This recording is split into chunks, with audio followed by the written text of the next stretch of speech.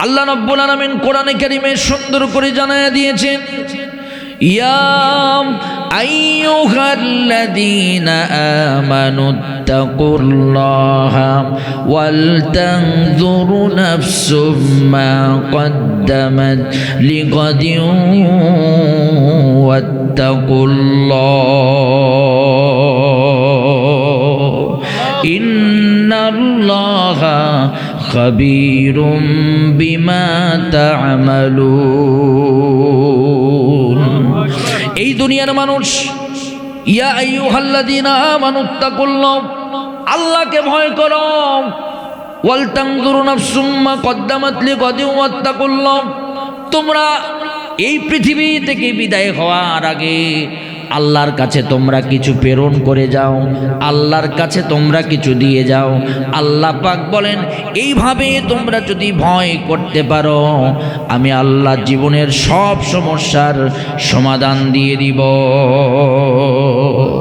আমি যে আয়াতে কারিমা তেলাওয়াত করেছি সূরা তালাক, আমরা যে পুরুষ নারী যে বিবাহ হওয়ার পর অনেক সময় সংসার আমাদের ভালো হয় না, অনেক সময় নারী পুরুষের স্বামী স্ত্রীর ভালো একটা বন্ডিং হয় না, তখন তালাকের ব্যবস্থা করি, আমরা তালাক দিয়ে পৃথক করে দিই। কিন্তু আমাদের দেশে এখন দেখবেন শুধুমাত্র এমনি এমনি তালাক, কথা না হতেই কিছু না হতেই বলে তোরে তালাক, তোর বাপরে তালাক, তোর মায়ের তালাক, তোর 14 গোষ্ঠীরে তালাক। কথা কর না কেন, ঠিক কি না? এরকম কথায় কথায় তালাক। আবার ঘর বন্ধ করে দিয়ে ইচ্ছা মতো স্ত্রীরে ধরে মারে, আর কয় তুই আমার স্ত্রী না, তোরে তালাক। আল্লাহ বলছে তালাকটা হালাল।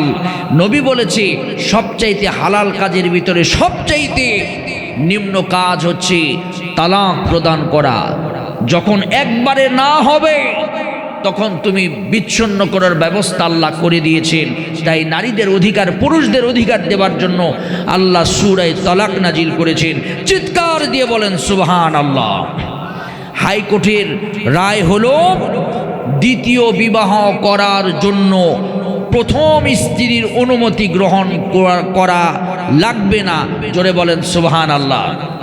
সরকারি চাকরিজীবীওয়ালারা যে খুশি হয়েছে যে সরকারি চাকরিজীবী দ্বিতীয় বিবাহ করলে সংসারে যদি অশান্তি হয়, স্ত্রী যদি কথাও না শোনে, তারপরে কিন্তু স্ত্রীর পাওয়ার, তুমি শুধু দ্বিতীয় বিবাহ করে দেখো, তোমার নামে বিচার দিলে তোমার চাকরি থাকবে না। অনেক সরকারি চাকরিজীবীর চাকরি নট হয়েছে দ্বিতীয় বিবাহ করার কারণে। ইসলামে 2, 3, 4 বিবাহ জায়েজ করেছে। ইসলাম বলেছে দ্বিতীয় বিবাহ করার জন্য প্রথম স্ত্রীর অনুমতি গ্রহণ করা লাগবে না, করতে হবে না। প্রথম স্ত্রী কখনোই দ্বিতীয় বিবাহ করার জন্য অনুমতি দিবে না। তাই ইসলাম বলেছে দ্বিতীয় বিবাহ করার জন্য কোনো প্রকার অনুমতি লাগবে না। কারণ একজন পুরুষের স্বাধীনতা দিয়েছে। প্রথম স্ত্রী যদি তার ভালো না লাগে, প্রথম স্ত্রী দিয়ে যদি তার শারীরিক চাহিদা কিংবা অন্য কোনো চাহিদা না মিটে, স্ত্রী দ্বিতীয়টা বিবাহ করবে। কিন্তু শোনো, 2 স্ত্রীর প্রতি উত্তম, সৎ এবং ন্যায় বিচার করতে হবে। দেখবেন আমাদের দেশে দ্বিতীয় বিবাহ করার পর প্রথম স্ত্রীর আর কোনো খোঁজ রাখে? জোরে বলেন, রাখে? আল্লাহ বলেছেন মাসনা ওয়া সুলাসা ওয়া রুবা ওয়া ইন খিফতুম আল্লা তা'দিলু ফাওয়াহিদাতান। যদি তুমি ন্যায় বিচার না করতে পারো, একটা বিবাহই করো। আমাদের আজকে বাংলাদেশে কোরআনের আইনটা বাস্তবায়ন করে হাইকোর্টে আমার ভাইয়েরা রায় দিয়েছে। আমাদের বাংলাদেশে যদি কোরআনের আইনের পক্ষে সব বিচারগুলো হাইকোর্ট থেকে রায় দিত, আমার দেশ তো সুন্দর এবং শান্তির দেশ। আওয়াজ তুলে বলেন সুবহানাল্লাহ। জোরে বলেন তো, কোরআনের আইনের ভিতরে শান্তি আছে না নাই? আরো জোরে বলেন, আছে না নাই? কোনো আইন আল্লাহ বান্দার জন্য চাপিয়ে দেননি। সব আইনকে আল্লাহ বান্দার উপকারের জন্য দিয়েছেন। সেজন্য কোরআনের প্রত্যেকটা আইন আমাদের দেশে বাস্তবায়ন হোক, আল্লাহ কবুল করুন। সবাই বলেন আমিন। আরো জোরে বলেন আমিন। আমি যে আয়াতে কারিমা তেলাওয়াত করেছি খুব সংক্ষিপ্তভাবে কথা বলবো। আয়াতের অনুবাদটা শোনেন। সূরা তালাকের 2 নম্বর আয়াতে কারিমা আমি তেলাওয়াত করেছি। অনুবাদটা হচ্ছে ওয়ামান ইয়াত্তাকিল্লাহ ইয়াজআল লাহু মাখরাজা। আল্লাহ বলেন কেউ যদি আল্লাহর উপরে ভরসা করে আল্লাহ তার জীবনের সব সমস্যার সমাধান করে দিবেন। একটু আস্তে বলেন সুবহানাল্লাহ, একটু খুশি হয়ে বলেন সুবহানাল্লাহ। আমাদের জীবনের সমস্যা আছে না নাই? মোড়ে মোড়ে আমাদের জীবনের সমস্যা। এই দুনিয়ার কোনো মানুষ আমাদের সমস্যার সমাধান করতে পারবে না। যিনি পারবেন আওয়াজ করে বলেন তিনি কে? আল্লাহ এরপরে বলেন ওয়া ইয়াত্তাকিল্লাহা ইয়াজআল লাহু মাখরাজা ওয়া ইয়ারযুকুহু মিন হাইসু লা ইয়াহতাসিব। আল্লাহ পাক বান্দাকে আল্লাহর উপরে ভরসা করার কারণে, আল্লাহকে ভয় করার কারণে আল্লাহ পাক বান্দার রিজিকের দরজা খুলে দিবেন। সুবহানাল্লাহ বলেন, আরো জোরে বলেন সুবহানাল্লাহ। অফুরন্ত রিজিক আল্লাহ দিবেন। বলেন তো আমাদেরকে যিনি খাওয়ান তিনি কে?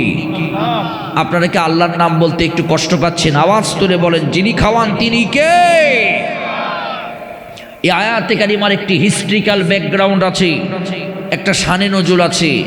এই আয়াতটা কোন প্রেক্ষাপটে নাজিল হয়েছে, এই প্রেক্ষাপটকে বলতে গিয়ে আমি আর আয়াত বেশি টানলাম না। আল্লাহকে ভয় করার কথা পবিত্র কোরআনে বহু জায়গাতে আল্লাহ বলেছে। আল্লাহ রাব্বুল আলামিন কোরআনে কারিমে সুন্দর করে জানায়া দিয়েছেন, ইয়া আইয়ুহাল্লাযীনা আমানুত্তাকুল্লাহা ওয়াল তানজুরু নাফসুম মা কদ্দামাত লিগাদিন ওয়াত্তাকুল্লাহ ইন্নাল্লাহা খাবীরুম বিমা তা'মালুন। এই দুনিয়ার মানুষ, ইয়া আইয়ুহাল্লাযীনা আমানুত্তাকুল্লাহ, আল্লাহকে ভয় করো। ওয়াল তানজুরু নাফসুম মা কদ্দামাত লিগাদিন ওয়াত্তাকুল্লাহ, তোমরা এই পৃথিবী থেকে বিদায় হওয়ার আগে আল্লাহর কাছে তোমরা কিছু প্রেরণ করে যাও, আল্লাহর কাছে তোমরা কিছু দিয়ে যাও। আল্লাহ পাক বলেন এইভাবে তোমরা যদি ভয় করতে পারো আমি আল্লাহ জীবনের সব সমস্যার সমাধান দিয়ে দিব। আল্লাহ রাব্বুল আলামিন আরো বলেন, হে বান্দা শোনো, ওয়াত্তাকু ইয়াওমা তুরজাউনা ফীহি ইলাল্লাহ,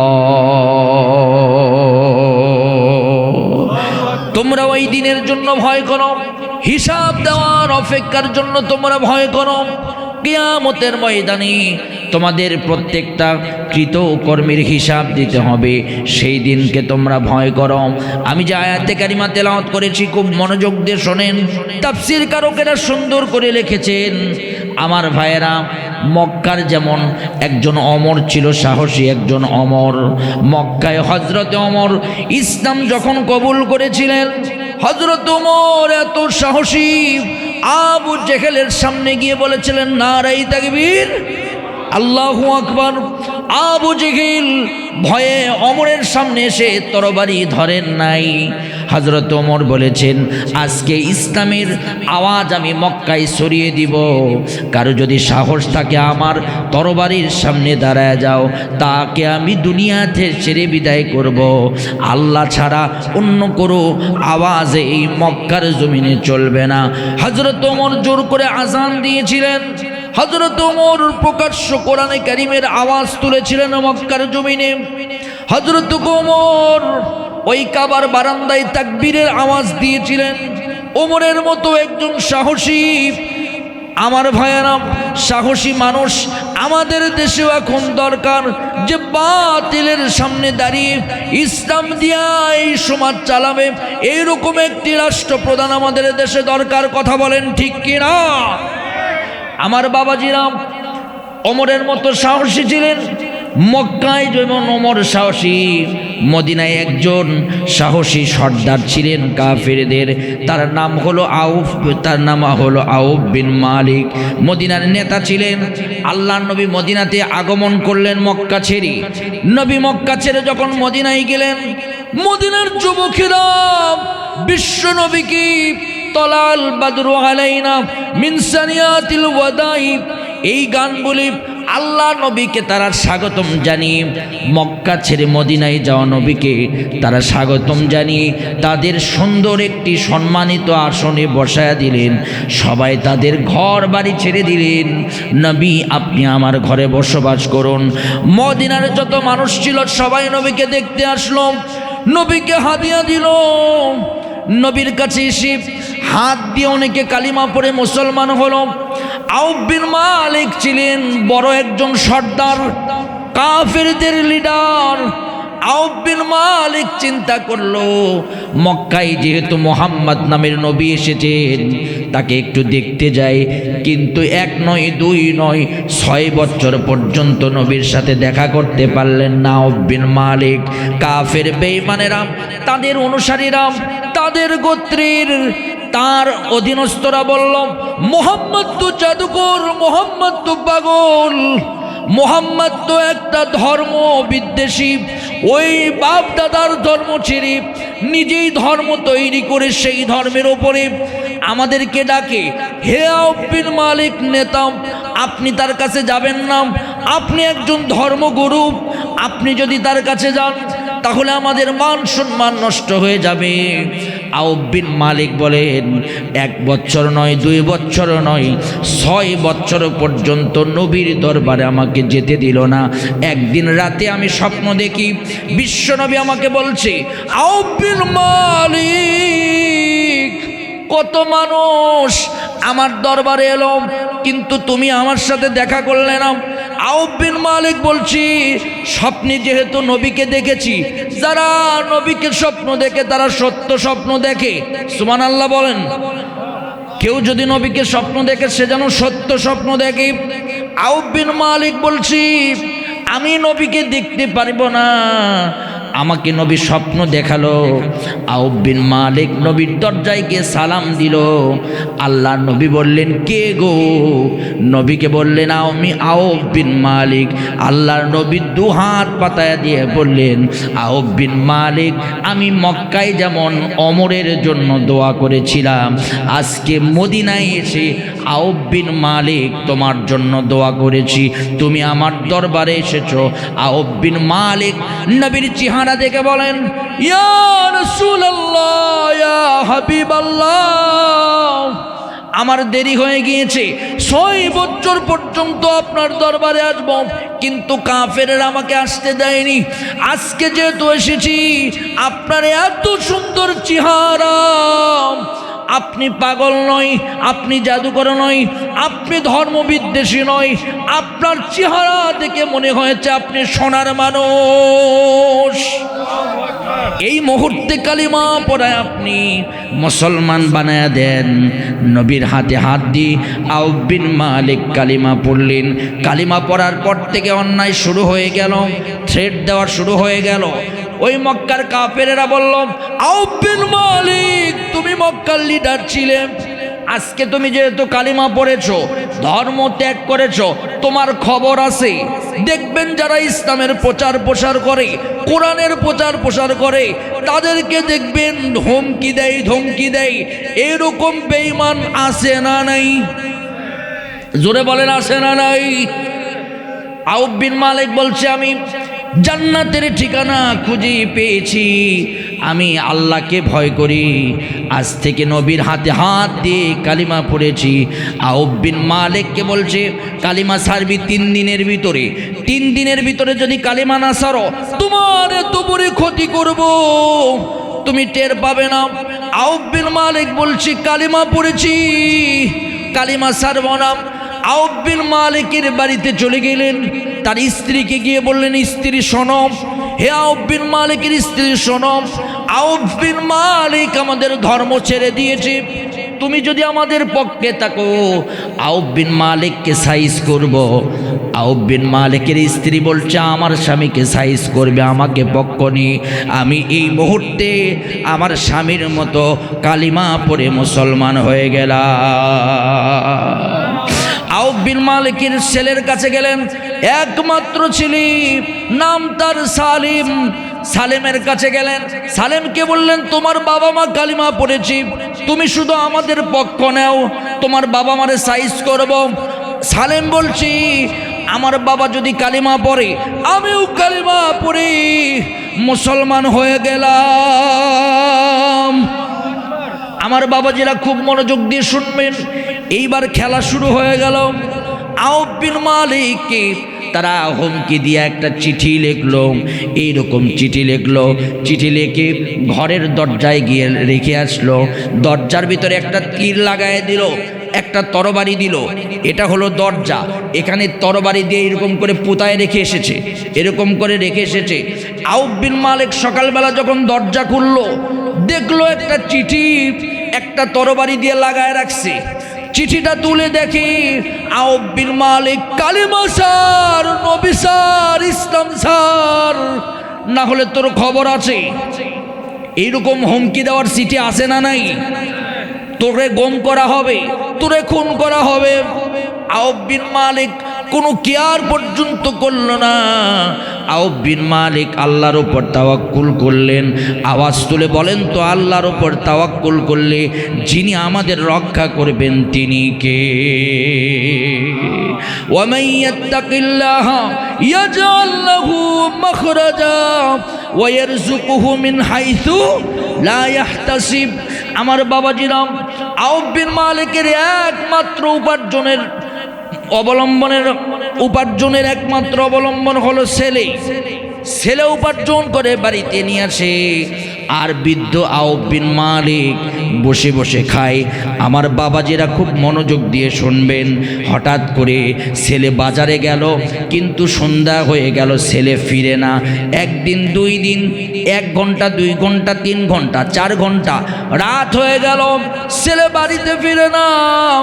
সকাল হয়ে গেল, সকালবেলা লেখা হলো আউফ বিন মালিক দরজায় একটা চিঠি দিয়ে যাওয়া হলো, তোমার ছেলেকে গুম করা হয়েছে, তুমি যদি কালিমা না ছাড়ো তোমার ছেলেকে দুনিয়া থেকে বিদায় করে দিব। আউফ বিন মালিক চিন্তায় পড়ে গেলেন, চিন্তা করলেন ইসলাম কবুল করার জন্য আমার ছেলেকে গুম করা হলো। আউফ বিন মালিক অপেক্ষা করলো, 3 দিন টাইম দিয়েছে। 1 দিন চলে গেল, 2য় দিন চলে গেল। আউফ বিন মালিক চিন্তায় পড়ে গেল, কি করব। 3য় দিন চিন্তা করলো, নবীর দরবারে গিয়ে আমার কথাটা আমি বলবো, আর বিশ্ব নবী এর সমাধান দান করবেন। আল্লাহ নবীর দরবারে গিয়ে স্বামী আর স্ত্রী কান্নাকাটি করে বলল, আসসালামু আলাইকুম ইয়া রাসূলুল্লাহ। ওয়া আলাইকুম আসসালাম। নবী, আপনি কি আমাকে চিনতে পেরেছেন? কে তুমি? আউফ বিন মালিক। আমি তোমার কি প্রয়োজন? আউফ বিন মালিক বলছে, নবী, কালিমা যখন পড়েছি, কালিমা পড়ার পর বাড়িতে গিয়েছি, আমার গোত্রের লোকজন আমাকে শান্তিতে ঘুমাতে দেননি। আমার ছেলেকে গুম করে নিয়ে গিয়েছে, বাড়িতে কোনো খাবার নাই। আমি সারা রাত আমরা না খেয়ে দিন পাত করেছি, কারণ আমার ছেলে খাবার নেওয়ার জন্য বাজারে গিয়েছে, বাজার থেকে আর ফিরেনি। আজকে 2 দিন পার হয়ে গেল, আর কাফেরেরা এইরকম একটা চিঠি লিখে আমার দরজায় ফেলে দিয়ে গিয়েছে, আর বলেছে 3 দিনের ভিতরে যদি কালিমা না সারি আমার ছেলেকে হত্যা করবে। আমি আপনাদের কাছে হাত তুলে জানতে চাই, বাবাজিরা আওয়াজ তুলে বলেন তো, জীবনের মালিক কে? আরো জোরে বলেন, জীবনের মালিক কে?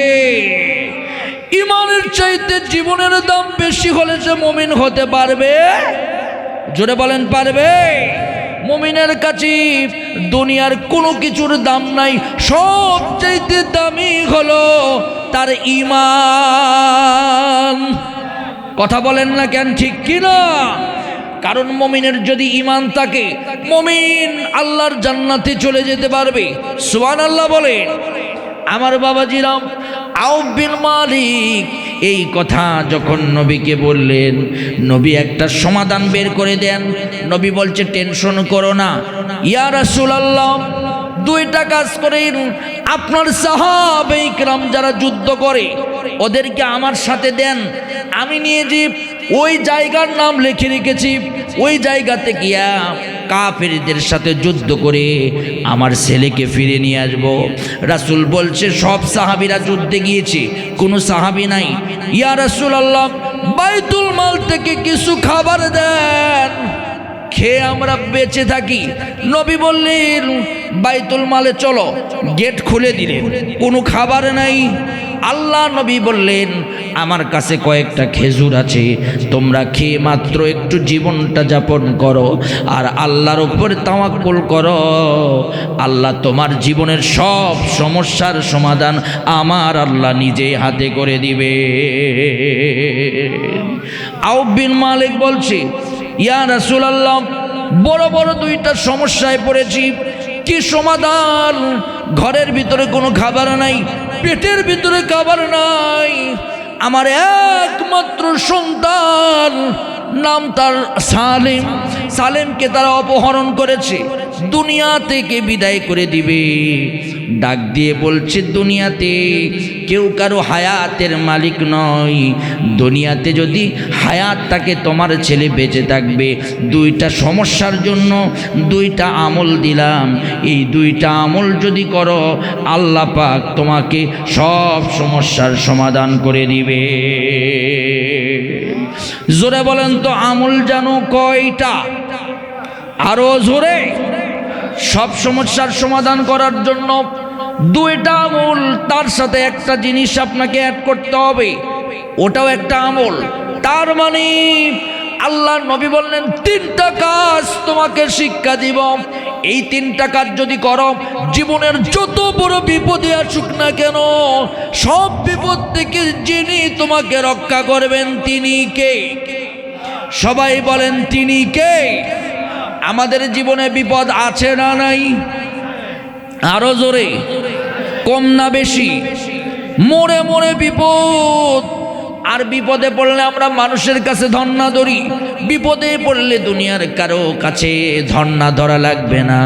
আল্লাযীনা ইযা আসাবাতুহুম মুসিবাতুন ক্বালু ইন্না লিল্লাহি ওয়া ইন্না ইলাইহি রাজিউন। আমাদের একজন রব আছেন, আওয়াজ তুলে বলেন তিনি কে? দিনের বেলা যা ডাকলে যিনি শোনেন তিনি কে? গভীর রাতে ডাকলে যিনি শোনেন, আওয়াজ তুলে বলেন তিনি কে? আরো জোরে বলেন তিনি কে? এখনো সে আল্লাহ। আওয়াজ তুলে বলেন তো আছেন না নাই? জোরে বলেন আছেন না নাই? বিশ্বনবী বললেন হে আউফ বিন মালিক, তুমি আমার হাতে কালিমা পড়ে মুসলমান হয়েছো, ইমানদার হয়েছো। শোনো, তিনটা আমল তোমাকে দিলাম, এই তিনটা আমল করলে আল্লাহ পাক তোমার জীবনের বড় বড় বিপদ থেকে রক্ষা করবে। জোরে বলেন আমল জানো কয়টা? আরো জোরে। জোর হলো না। এই তিনটা আমল মুখস্থ করতে হবে আপনাদেরকে। প্রথম নাম্বার আমল হলো, যখন বিপদে পড়বে বান্দা তুমি ধৈর্য ধারণ করবে। আউফ বিন মালিক তুমি ধৈর্য ধারণ করো। সুবহানাল্লাহ বলে। জোরে বলেন তো ধৈর্য ধারণ করলে যিনি রক্ষা করবেন তিনি কে? জোরে বলেন তিনি কে? বান্দা যখন ধৈর্য ধারণ করে, আল্লাহর উপর তাওয়াক্কুল করে বান্দা যখন ধৈর্য ধারণ করবে, বান্দাকে রক্ষা করবেন আল্লাহ। বিগত ইতিহাস দেখেন, হযরত ইউনূসকে রক্ষা করেছিলেন কে? মাছের পেট থেকে রক্ষা করেছিলেন কে? আমার বাবাজিরাম, হযরত ইব্রাহিমকে যিনি রক্ষা করেছিলেন, আওয়াজ তুলে বলেন তো তিনি কে? আগুন থেকে রক্ষা করেছিলেন আমার নবীকে রক্ষা করে যিনি মক্কা থেকে মদিনায় নিয়ে গিয়েছিলেন, আওয়াজ তুলে বলেন তো তিনি কে? দুই নম্বর আমল, এক নম্বর আমল হলো ধৈর্য ধরতে হবে, বিচলিত হওয়া যাবে না। বিপদে পড়েছেন, ধৈর্য ধরে আল্লাহকে ডাকেন, যিনি আপনাকে রক্ষা করবেন তিনি কে? আল্লাহ রক্ষা করবেন। বিপদে পড়লে অনেকে দেখবেন হাউমাউ করে, কান্নাকাটি করে, আল্লাহরে গালিগালাজ করে। এই বিপদ খেলে আমারই দেওয়া লাগবে, আর কাউরে চোখে পড়লো না? আছে না নাই? বিশেষ করে মহিলারা দেখবেন এত চিল্লাচিল্লি, এত রাগ করে, শরীরের কাপড় খোলে আর কয় পাশের বাড়ির 4টা ছেলে আছে, ওরে একটা ছেলেরে মারলে কি হতো, আমার একমাত্র ছেলে, তাকে রোড অ্যাক্সিডেন্ট করে দুনিয়া থেকে বিদায় করে দিয়েছে, আল্লাহ খেলে আমার উপরেই বিপদ দেয়। আছে না নাই? না না, এমন কথা বলা যাবে না মা বোনেরা। আমার বাবাজিরা বিপদে পড়েছেন, শান্ত হয়ে ধৈর্য ধারণ করতে থাকেন। যিনি আপনার বিপদ থেকে এর চাইতে ভালো কিছু দিয়া রক্ষা করবেন তিনি কে? 2 নম্বর আমল হলো ওয়া তাওয়াক্কাল আলাল্লাহ।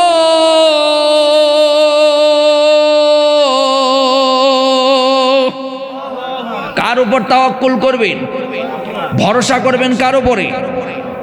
বিপদে পড়েছেন, দুনিয়ার কোনো মন্ত্রীর উপরে ভরসা করবেন না, দুনিয়ার কোনো চেয়ারম্যানের উপরে ভরসা করবেন না, দুনিয়ার কোনো এমপির উপরে ভরসা করবেন না, দুনিয়ার কোনো বড় ভাইয়ের উপরে ভরসা করবেন না, দুনিয়ার কোনো বাবা মার উপরে ভরসা করবেন না। আপনি একমাত্র ভরসা করবেন তিনি কে? তিনি আল্লাহ। কি বলবেন? আল্লাহর নবী বললেন, আউফ বিন মালিক, তুমি আল্লাহর উপরে ভরসা করো আর দোয়া পড়ো, হাসবুনাল্লাহু নি'মাল ওয়াকিল, নি'মাল মাওলা ওয়া নি'মান নাসির। রেখো না মনেতে ভয় বান্দা খোদা, দূর হয়ে যাবে বাধা সব।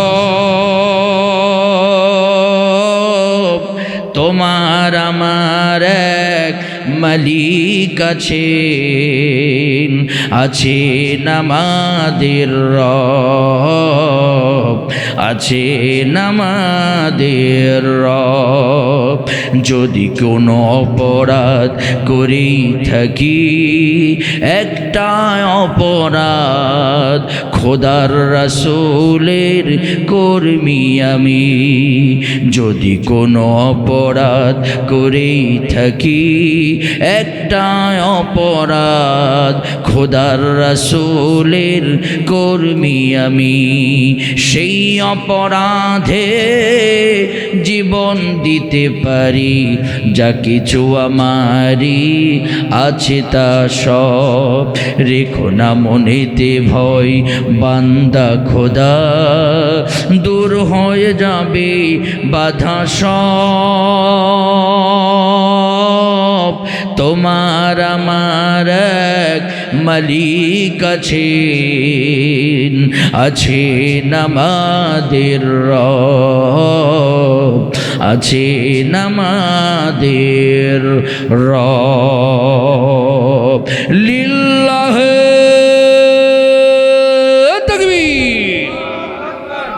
তাহলে আওয়াজ তুলে বলেন তো, ভরসা হবে কার উপরে? এমন আসতে বলতেছেন মনে হয় আপনাদের অন্য কেউ আছে। একটু জোরে ঝাঁকি দিয়ে বলেন তো, ভরসা হবে কার উপরে? আল্লাহর উপরে।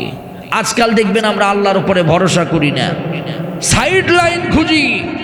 বিশ্বাস করে আল্লাহর উপরে ভরসা করলে যিনি খুশি হবেন, আওয়াজ তুলে বলেন তিনি কে? তিনি হলেন আল্লাহ। ভাইরা আমার, প্রধান বক্তা চলে এসেছে। লিল্লাহি তাকবীর, লিল্লাহি তাকবীর। প্রধান বক্তার আগমন। আজকে পিপলই দিঘির পারবাসীর পক্ষ থেকে মিনহাজুল ইসলাম মাহমুদি ভাইয়ের আগমন। মাশাআল্লাহ, 2-4 মিনিট। আপনাদের কষ্ট হচ্ছে নাকি? শুধু আমলটা শেষ করে দেই। আমি আজকে একটি ঘটনা ফেসবুকে দেখলাম। নাম হলো রুমিন ফারহানা, বিএনপি থেকে বহিষ্কৃত নেতা নেত্রী, দীর্ঘ 17 বছর যিনি বিএনপির পক্ষে কথা বলে যিনি জীবনের সময়টা পার করেছেন রাজনৈতিক কাজে লাগিয়ে, ব্যারিস্টার রুমিন ফারহানা। ভাইয়ার আমার, উনি বলছে আজকে আফসোস করে একটা কথা, আমার মনে পড়ে গেল আল্লাহ ছাড়া আমাদের কেউ নাই। উনি বলছে যখন তোমার কেউ ছিল না তখন ছিলেন তিনি, এখন তোমার সব হয়েছে, পর হয়েছি আমি। আফসোস করে বলেছে যে যখন এই দলের কেউ ছিল না তখন আমি ছিলাম, আর এখন নতুন নতুন লোক হয়েছে স্বাধীন হওয়ার পর সুসময়ে, আর পর হয়েছি আমি। কথাটা আসলে সত্য, কথাটা কোরআনের কথা। জোরে বলেন সুবহানাল্লাহ। কিন্তু সে দলীয়ভাবে বলেছে, কিন্তু কোরআনের কথা। পৃথিবীতে যখন তোমার কেউ ছিল না তখন ছিলেন কে? কথা বলেন না কেন? কে? এখন তোমার বাড়ি ঘর আত্মীয় স্বজন পরিবার পরিজন হয়েছে, এখন আমি তোমার পর হয়েছি। আমি পর মানে কে পর হয়েছেন? আল্লাহ।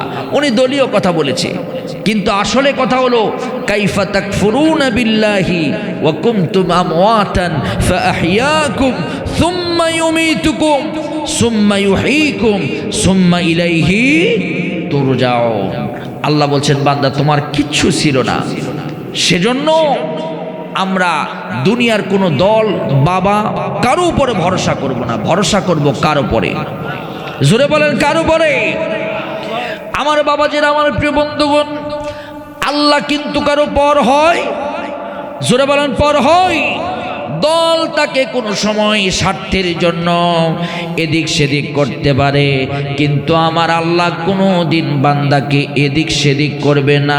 হাসবুনাল্লাহু নি'মাল ওয়াকিল নি'মাল মাওলা ওয়া নি'মান নাসির। আল্লাহ নবী বলেন আউফ বিন মালিক এই দোয়া করো।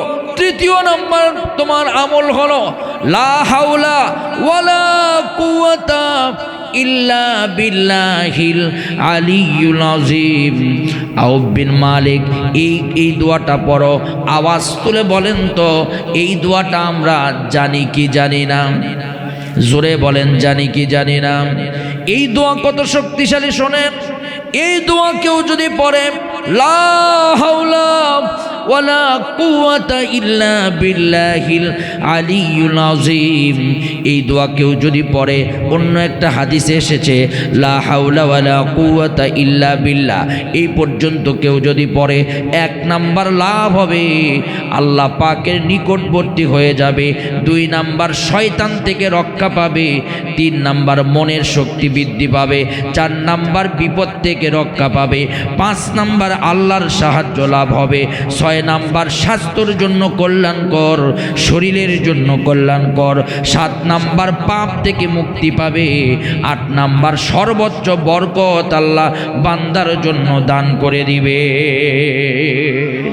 9 নাম্বার লাভ হলো ধৈর্য ধারণ করার শক্তি বৃদ্ধি পাবে, 10 নাম্বার আমল, 10 নাম্বার ফজিলত হলো দুনিয়া এবং আখিরাতের কল্যাণ বান্দাকে আল্লাহ দান করবেন। এই 3টা আমল রাসূল দিলেন। একদম শেষ পর্যায়ের শেষ কথা আমার আল্লাহর নবী বললেন আউফ বিন মালিক কোনো টেনশন করো না, 3টা আমল করতে থাকো, তোমার সন্তান তোমার ঘরে ফিরে আসবে। وَمَن يَتَّقِ اللَّهَ يَجْعَل لَّهُ مَخْرَجًا। আউফ বিন মালিক আমল করতে শুরু করলেন, স্বামী আর স্ত্রী দুইজনে 3টা আমল করতে শুরু করলেন। হঠাৎ করে ঘরের দরজায় নক করলো, টক টক করে। কে? ডাক দিয়ে বলছে আমি সালেম, আপনাদের সন্তান। সুবহানাল্লাহ বলবেন না? ওই কাফিরেরা ধরে নিয়ে গিয়েছিল। দরজাটা খুলে দেওয়ার পর মা বললেন সালেম রে কেমন করে রক্ষা পাইলি? সালেম বলছে পাহাড়ের ভিতরে নিয়ে গিয়ে কাফিরেরা আমাকে বেঁধে রেখেছে, এমনভাবে চোখ বেঁধেছে, এমনভাবে হাত বেঁধেছে, এমনভাবে পা বেঁধেছে, আর আমাকে দুনিয়া থেকে দুনিয়া থেকে বিদায় করার জন্য ষড়যন্ত্র করছে। কিন্তু আল্লাহ রাব্বুল আলামিন হঠাৎ করে এমন বাতাস দিলেন, এমন বৃষ্টি দিলেন, ওই কাফিররা বাতাসের চোটে বৃষ্টির আওয়াজে মেঘের গর্জনেতে ওরা পালায়া গেল, ওরা বিভিন্ন দিকে দিক সেদিক হয়ে গেল। কে যেন এসে আমার হাতটা খুলে দিল, খুলে দিয়ে বলছে, সালেম রাস্তা দেখায় দিলাম, এই রাস্তা দিয়ে তুমি তোমার বাড়িতে মদিনার দিকে চলে যাও। সালেম বলছে, শুধু একা আসিনি বাবা, আমার পিছনে তাকায় দেখেন কতগুলো উট নিয়ে এসেছি। সুবহানাল্লাহ বলবেন না? 400 উট নিয়ে আসলেন। সালেমের বাবা বললেন, উটগুলো কোথায় পেয়েছ? সালেম বললেন, আমি যখন আমার বাড়ির দিকে রাস্তা নিলাম, একজন লোক এসে বলছে, সালেম এই তো তোমার উটগুলো, তুমি নিয়ে যাও। একটা উটের দিকে যখন তাকালাম, আমার পিছনে পিছনে এই 400টা উট আমার পিছনে পিছনে চলে আসলো। বাবা বলছে, ওয়া মাইয়াত্তাকিল্লাহ ইয়াজআল লাহু মাখরাজা, আল্লাহর উপরে ভরসা করে আমল করেছি, আল্লাহ পাক আমাকে দিয়েছেন, কিন্তু আমি হারাম খাবো না। নবীর দরবারে চলে গেলেন, আল্লাহর নবীকে বললেন, আমার সন্তানের পিছনে পিছনে 400টা উট এসেছে। আল্লাহর নবী, আল্লাহর পক্ষ থেকে ওহী নাজিল হলো, আল্লাহর পক্ষ থেকে জানায়া দিলেন ওগুলো সালিমের জন্য উপহার। আর সালিমের বাবা আল্লাহর উপর তাওয়াক্কুল করার কারণে আল্লাহ পাক সালিমের বাবাকে দান করেছে। ওয়া মান ইয়াত্তাকিল্লাহা ইয়াজআল লাহু মাখরাজা, আল্লাহ আয়াত নাজিল করে জানায়া দিলেন, ওয়ায়ারযুকুহু মিন হাইসু লা ইয়াহতাসিব। হে বান্দা শোনো, যারা আল্লাহর উপর তাওয়াক্কুল করবে, আল্লাহ জীবনের সমস্যার সমাধান করে দিবেন। আল্লাহ পাক অফুরন্ত রিজিক দিবেন। কোথায় থেকে রিজিক দিবেন কেউ দুনিয়ার জানবে না। সালেমের বাবা বলল, সালেম যদি হালাল হয় গ্রহণ করব। বিশ্বনবী বললেন, সালেম এখান থেকে তুমিও নাও, আমাকেও দাও। আল্লাহ নবীকে উপহার দিলেন সালিম, এবং বিশ্বনবী মুহাম্মদুর রাসূলুল্লাহ সাল্লাল্লাহু আলাইহি সাল্লাম আমার নবী সালেমকে এগুলো দায়িত্ব দিলেন। সালেম বললেন, আজ থেকে আল্লাহর পক্ষ থেকে এই উটগুলোর মালিক আমি, আল্লাহ পাক আমাকে দান করেছেন তাওয়াক্কুল আর আল্লাহর উপরে ভরসা করার কারণে। আল্লাহ রাব্বুল আলামিন এই আয়াত নাজিল করে জানায়া দিলেন, ওয়া মাইয়াত্তাকিল্লাহ ইয়াজআল লাহু মাখরাজা, আল্লাহ সমস্যার সমাধান করে দিয়েছেন। তাহলে আওয়াজ তুলে হাত তুলে বলেন তো, আমাদের সব সময় তাওয়াক্কুল করতে হবে কার উপরে? ভরসা করতে হবে কার উপরে? ভরসা করলে যিনি আমাদেরকে ক্ষমা করে দিবেন তিনি কে? আল্লাহ আমাদের তৌফিক দান করুন, বলেন আমিন। আরো জোরে বলেন আমিন। আল্লাহ আমাদেরকে লা হাওলা ওয়ালা কুওয়াতা ইল্লা বিল্লাহ এই তাসবির উপরে আমল করার তৌফিক দান করুন, বলেন আমিন। আল্লাহর উপরে ভরসা করলে আল্লাহ সব সমস্যার সমাধান দান করেন। তাই আমরা দেরি করব না, আজ থেকে সিদ্ধান্ত নিব সব কিছুর মালিক কে? আমরা কার উপরে ভরসা করব? আল্লাহর উপরে ভরসা করব। এই একটা কথার উপরে যদি আমল করতে পারেন, আল্লাহকে ভয় করে যদি দুনিয়াতে চলতে পারেন, আল্লাহ দুনিয়াতে যত বড় বিপদই আসুক না কেন সমাধান করে দিবেন কে? আল্লাহ পাক করে দিবেন। আল্লাহ পাক আমাদের সবাইকে আল্লাহর তাওয়াক্কুল করার তৌফিক দান করুন।